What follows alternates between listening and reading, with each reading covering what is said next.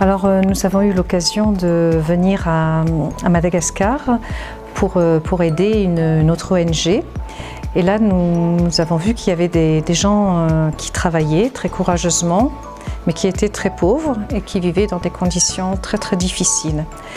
Et donc on a réfléchi à un projet qui puisse leur permettre de vivre plus dignement, parce que c'est vraiment notre souci, la dignité des gens. Que des gens puissent vivre plus dignement. Rehefa natsony izy mivady ny fianakaviana maromaro, izay nitsidiany sy nanaovany fanadihadiana, dia nizarain'izy mivady taratasy fotsy, tsy misy soratra. Dia nitenin'izy mivady hoe ataovy anatin'ireny mombamomba fianakaviana tsirairay. Dia amin'ny ankapobeny tsy feno ilay taratasy satria ny akamaroan'ny fianakaviana tsy nahay namaky teny sy manoratra. Dia ny asa voalohany nataon'ny association Ion Contigo zany dia ny alphabétisation. Dia mbola naveriny indray ny taratasy fotsy tamin'ny fianakaviana tsirairay hoe ataovy sary ao anatin'ireny indray hozy izy izay mba nofinofinareo ka tianareo tanteraka eo amin'ny fiainanareo mazava loatra fa trano no sary nataon'ny fianakaviana. Izay no netombohan'ny village zany.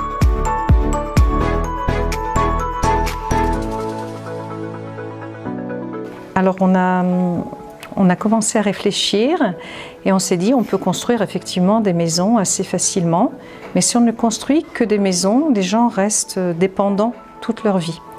Donc on a associé à la construction des maisons beaucoup de formations et c'est ce qui fait que Tsaratanan est ce qu'il est aujourd'hui.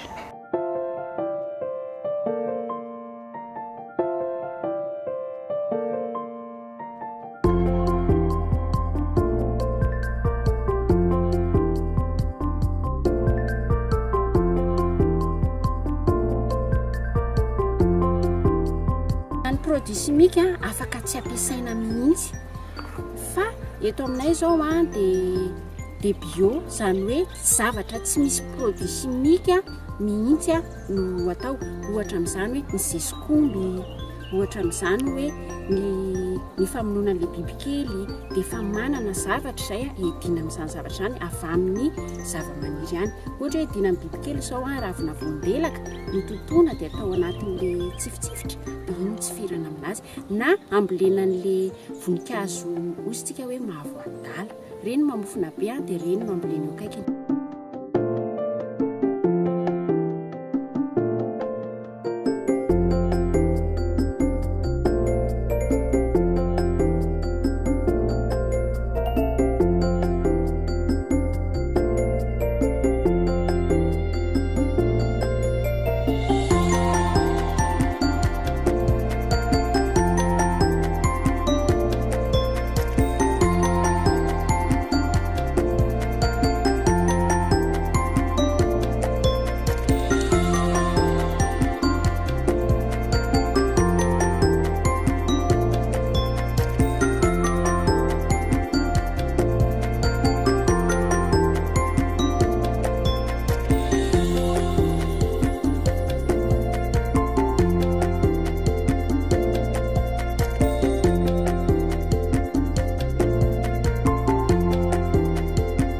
Misy dosy eto zao dia le rano maloto rehetra avy ao amin'ny dosy zany dia mandalo eto amin'ity filtre à planter ity, zany hoe diovin'le tsy hoe madio azo sotroina kosa aloha fa mba rano madio kokoa no manondraka le voankazo eto akaiky eto satria elana amin'le le biby sy ny karazany zany hoe mba tsy tonga dia hivantana be any amin'le voankazo le rano maloto fa mba efa voadidio.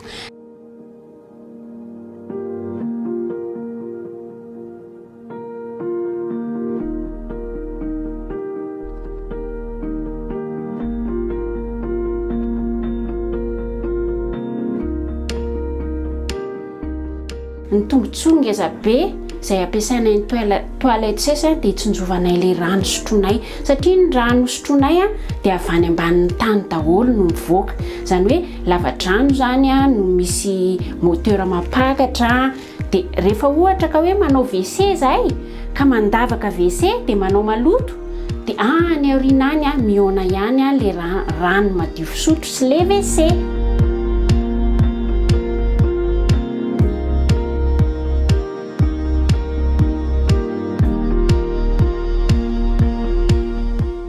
Donc il n'y a pas de présidence, c'est une coprésidence et qu'on n'appelle pas président d'ailleurs, qu'on appelle coordinateur. Il y a 4 coordinateurs dans le village, 2 hommes et 2 femmes, et un conseil d'administration où chacun a une responsabilité particulière dans le village. Donc très vite, on a beaucoup délégué les responsabilités de manière à ce qu'ils apprennent pour que le jour où on ne sera plus là, ils soient tout à fait capables de continuer de gérer ce projet.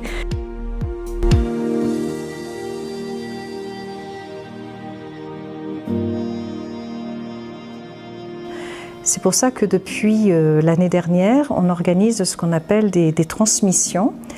Alors, des transmissions, contrairement à une formation, c'est quelque chose qu'on a vécu. On transmet quelque chose qu'on a vécu.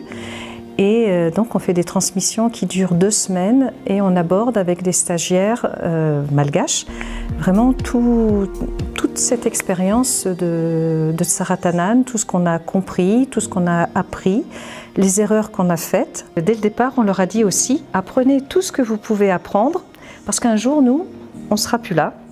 Enfin, moi, j'aime bien l'image des parents. Hein. Quand on est parent, quand on a des enfants tout petits, on s'en occupe beaucoup, on leur donne une éducation, on s'en occupe de toutes sortes de manières. Et puis un jour, parce que les enfants sont grands, on les laisse aller. Et c'est un petit peu ce qu'on a voulu faire pendant toutes ces années-là, c'est bien les préparer à cette autonomie.